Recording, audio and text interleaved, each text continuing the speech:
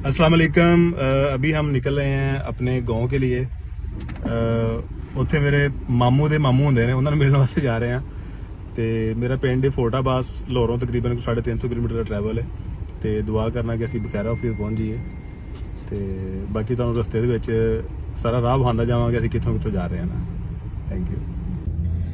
ले जी, अभी हमने शादरा चौक के पास एक पंप है, वहाँ से डीजल फुल करवाया यानी पेट्रोल फुल करवाया। तो अभी बस निकले हैं घर के लिए फोर्टाबास के लिए। तो देखें फिर। हाँ जी, अस्सलाम वालेकुम। कैसे हैं सब लोग? खैरियत से हैं। अभी हम लोग चूंग में रुके हुए हैं एक जगह पे, एक बेकरी है यहाँ पे। तो वहाँ पर कुछ हमने सोचा गाँव वालों के लिए मिठाई मिठू ले लें, खासकर चौधरी इंसार के लिए ना, क्योंकि चौधरी मिठाई तो लित्तर बड़े शौक नाल खांदा दोवें चीज़ां है ना। तो मिठाई इत्थों लै लैने तो लित्तर नाल मौजूद है। तो चौधरी टहल सेवा होएगी। तो बाकी जा रहे हैं पिंड, दुआ करना अल्लाह पाक को कह रहा फिर पहुँचावे।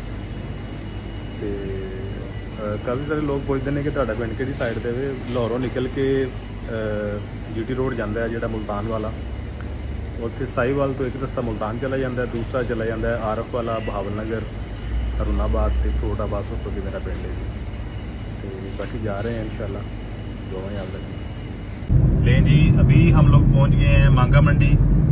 और जो मांगा मंडी को जानता है वो मुझे कमेंट में ज़रूर बताए। और सूरज भी ग्रूप हो रहा है और मेरे ख्याल में रात के 9 बज जाने हैं फरोटाबाद पहुँचते पहुँचते।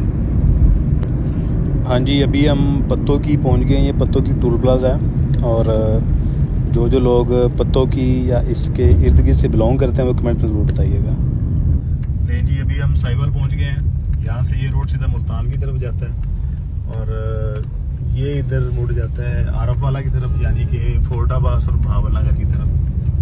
यहाँ से अभी हमारे गांव का सफ़र तकरीबन 2.5 घंटे का है। अभी हम लोअर मुल्तान वाला जो मेन रूट है वो छोड़ के तो आरफ वाली साइड पर टर्न हो गए हैं।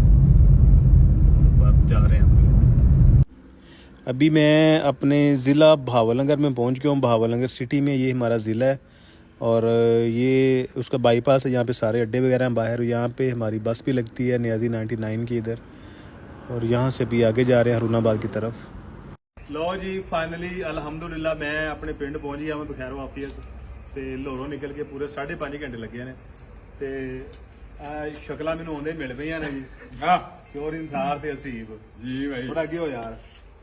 वेख लो जी, माशाल्लाह शाह काला रंग है जी, उत्तों शाह काला सूट पाया ते नाल काले बूट पाए ने ना। ते समझ नहीं आ रही भी चोरी शुरू कित्थों दा चोरी खत्म कित्थों हुंदा है। सोहना लगदा ना ते ए परले दे रंग खैर एवें दे, लेकिन उन्हें कपड़े थोड़ा ही होर पाए ने, पछाणा जांदा कि यार बंदा कित्थों है ते सूट कित्थों है ना।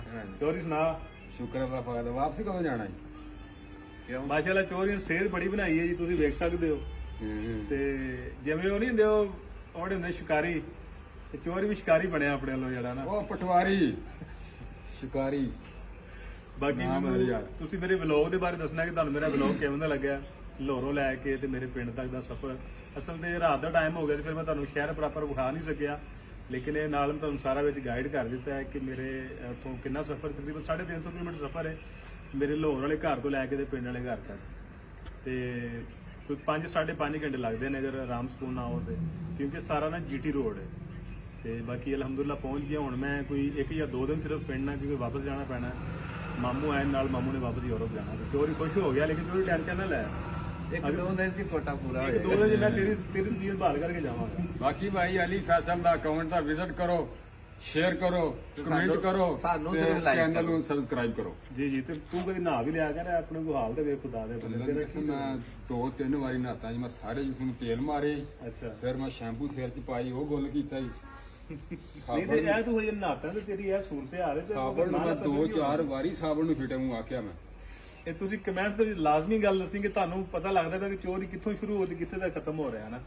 ਯਾਰ ਕੱਪੜੇ ਦੇ ਹੋਰ ਰੰਗ ਦੇ ਪਾ ਲਿਆ ਕਰ। ਓਏ ਉਹ ਕਾਹਦਾ ਚੋਰੀ ਜਿਹਦਾ ਪਤਾ ਲੱਗ ਜਾਵੇ। ਇਹ ਤੇ ਐਵੇਂ ਲੱਗਦਾ ਪਿਆ ਜਿਵੇਂ ਲੋਕਾਂ ਦੇ ਡਰਮ 'ਚ ਕਾਂ ਨਹੀਂ ਡਿੱਗਿਆ ਹੁੰਦਾ। ਕੋਈ ਸਮਝ ਨਹੀਂ ਆ ਰਹੀ ਲੋਕ ਕਿਹੜੀ ਤੇ ਕਾਂ ਕਿਹੜਾ। ਲੋਕ ਵੀ ਤਾਂ ਤੋੜ ਲਈ ਜਾਂ ਕਾਂ ਹੁੰਦਿਆ। ਇਹ ਤੂੰ ਹੋ ਰਿਹਾ। ਲਓ ਜੀ, ਖੁਸ਼ ਰਹਿਣਾ ਤੇ ਦੁਆਵਾਂ ਯਾਦ ਰੱਖਣਾ ਜੀ।